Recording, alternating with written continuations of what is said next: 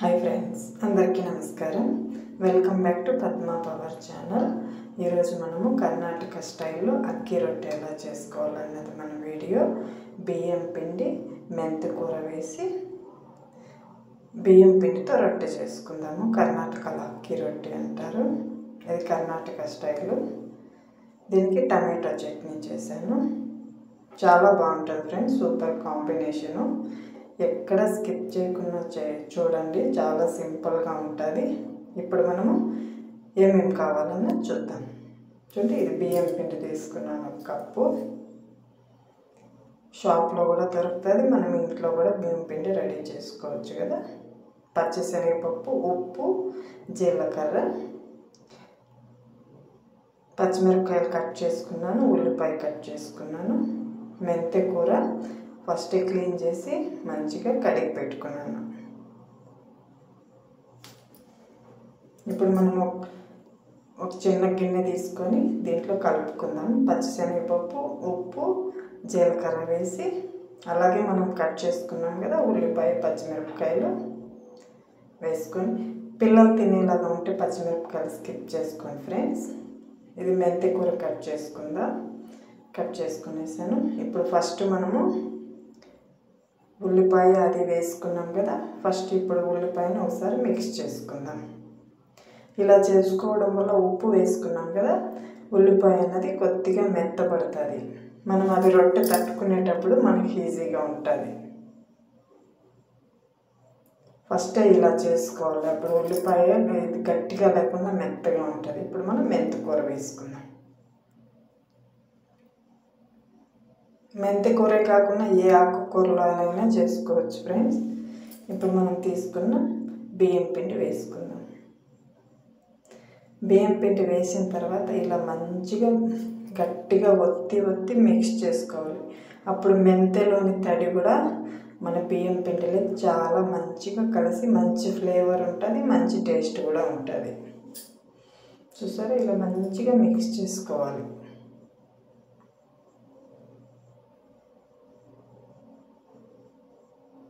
ఇలా మిక్స్ చేసుకున్న తర్వాత ఇప్పుడు కొద్దిగా నీళ్ళు వేసుకొని కలుపుకోవాలి. ఒకేసారి నీళ్ళు వేసుకోకూడదు. ఇది చన్నీళ్ళే తీసుకుంటున్నాను, చల్లటి నీరు. నీళ్ళు వేసుకున్న తర్వాత కూడా ఇలా చేత్తో మంచిగా ఒత్తి మిక్స్ చేసుకోవాలి.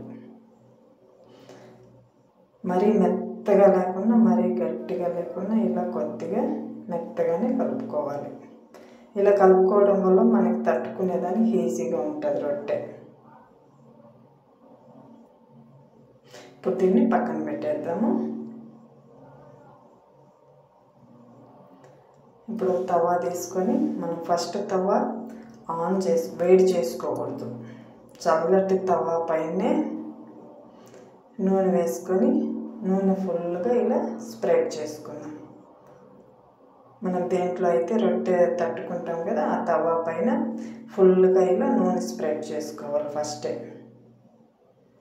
ఈ ప్రాసెస్ అయ్యేంత వరకు మనము స్టవ్ అనేది ఆన్ చేసుకోకూడదు. స్టవ్ ఇది మన తవా అన్నది వేడైంది అనుకో, మనం తట్టుకోలేము రొట్టెని. ఇప్పుడు మనకి ఎంత కావాలో అంత తీసుకొని తవా పైన పెట్టి ఇంకొద్దిగా ఆయిల్ వేసుకొని, చాలా టేస్ట్గా ఉంటుంది, చాలా సింపుల్గా ఉంటుంది ఫ్రెండ్స్. ఎక్కడ స్కిప్ చేయకుండా చూడండి. ఇలా ఫుల్గా పల్చగా మన తవా మొత్తం స్ప్రెడ్ చేసుకోవాలి ఇలా చేత్తో. ఫస్ట్ టైం కొద్దిగా ఆయిల్ ఎక్కువే పడుతుంది, తర్వాత మనకేమంత ఆయిల్ పట్టదు. పల్చగానే తట్టుకోవాలి ఫ్రెండ్స్, అప్పుడే బాగా కాలుతుంది, టేస్ట్ కూడా బాగుంటుంది. మనం మెత్తగా కలుపుకోవడం వల్ల ఇలా మనకి స్ప్రెడ్ చేసేదానికి ఈజీగా ఉంటుంది. మనకి ఇంకోటి, మనము ఆనియన్స్ ఫస్ట్ ఇలా కలుపుకున్నాం కదా, చూడండి మనకు ఆనియన్గా కూడా కనబడకుండా ఉంటుంది ఉల్లిపాయ. ఇలా ఫుల్గా స్ప్రెడ్ చేసుకొని ఇప్పుడు మనం స్టవ్ ఆన్ చేసుకుందాం.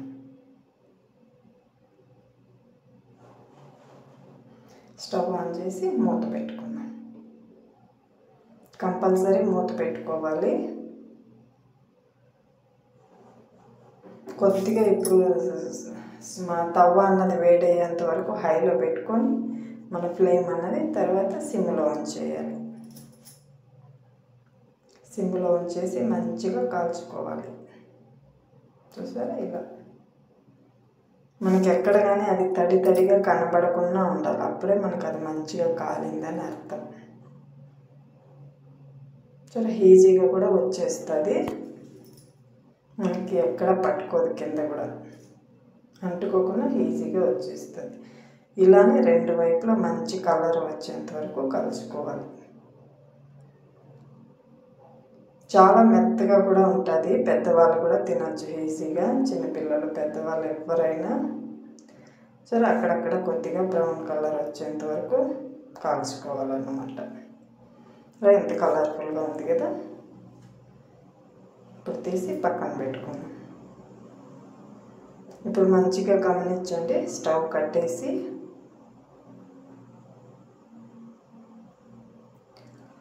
మనము ఈ తవ్వని తీసుకెళ్ళి ట్యాప్ కింద ఇలా ఉల్టా పెట్టి సన్నగా నీళ్ళు వదలాలి.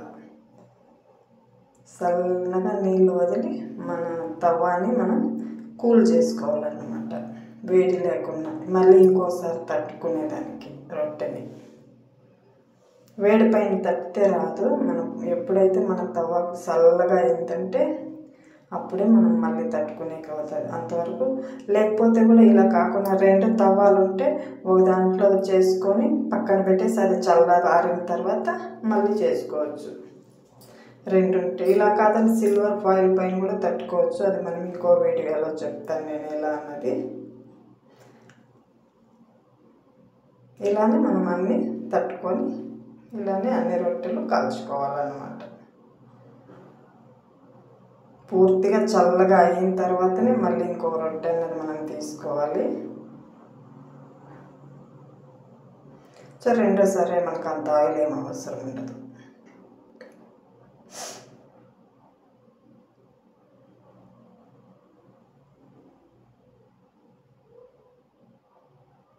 చూడండి, ఇప్పుడు ఆన్ చేసుకోవాలి. ఎవరైతే మన ఛానల్ని కొత్తగా చూస్తున్నారో సబ్స్క్రైబ్ చేసుకోండి ఫ్రెండ్స్. చూడండి ఎంత పలచగా వచ్చింది కదా. ఇంతే పలచగా మనం తట్టుకోవాలన్నమాట. మెత్తగా టేస్ట్ కూడా బాగుంటుంది ఫ్రెండ్స్.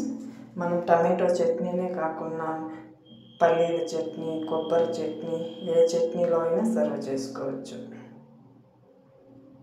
చూడండి, అదే చెప్తున్నాను నేను. మనం పూర్తిగా అయ్యేంత వరకు మన ఫ్లేమ్ అన్నది సిమ్లోనే ఉండాలి. ఇప్పుడు మన అక్కి రొట్టె అయిపోయింది. దీనికి కాంబినేషన్ టమాటో చట్నీ ఎలా చేసుకోవాలన్నది చూద్దాం. ఈ 3 టమాటాలు తీసుకున్నాను. పుదీనా, కొత్తిమీర, కరివేపాకు, ఎండుమిరపకాయలు తీసుకున్నాను. ఆవాలు, జీలకర్ర, పచ్చిశనగపప్పు, మినప్పప్పు,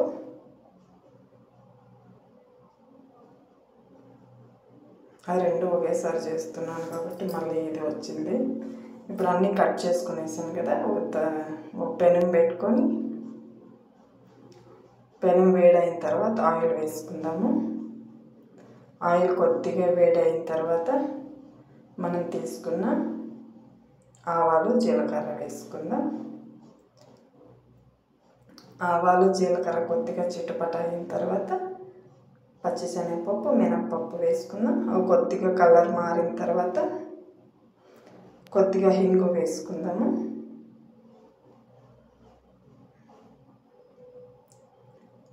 తర్వాత ఎండుమిరపకాయలు, ఇప్పుడు మనం కట్ చేసుకున్నాం కదా కరివేపాకు వేసుకొని మనం కట్ చేసుకున్న టమాటో కూడా వేసుకోవాలి.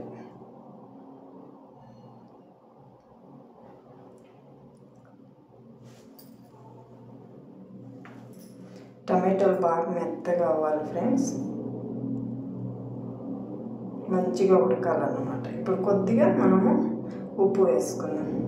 సరిపడినంత ఉప్పు వేసుకోవాలి. ఎవరెవరి టేస్ట్ ఎలా ఉంటుందో అలా ఉప్పు, కారం అన్నది వాళ్ళ టేస్ట్కి తగినట్లే వేసుకోవాలి ఫ్రెండ్స్.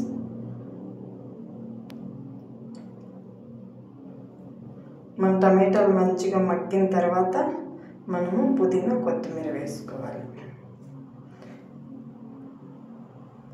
ఉల్లిపాయ కూడా వేసుకోవచ్చు ఫ్రెండ్స్. ఇది చట్నీలోకి నేనైతే వేయలేదు. మీరు ఎవరైనా ఉల్లిపాయతో చేసుకోవాలంటే మన పచ్చిశనగపప్పు మినప్పప్పు కొద్దిగా వేగిన తర్వాత ఉల్లిపాయ వేసుకోవచ్చు. కొద్దిగా చింతపండు చూడండి, ఇంత చింతపండు వేస్తున్నాను.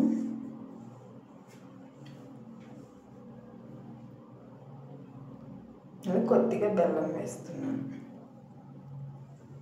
అయిపోయింది. ఇంకా ఎవరైతే మన ఛానల్ని కొత్తగా చూస్తున్నారో సబ్స్క్రైబ్ చేసుకోండి ఫ్రెండ్స్.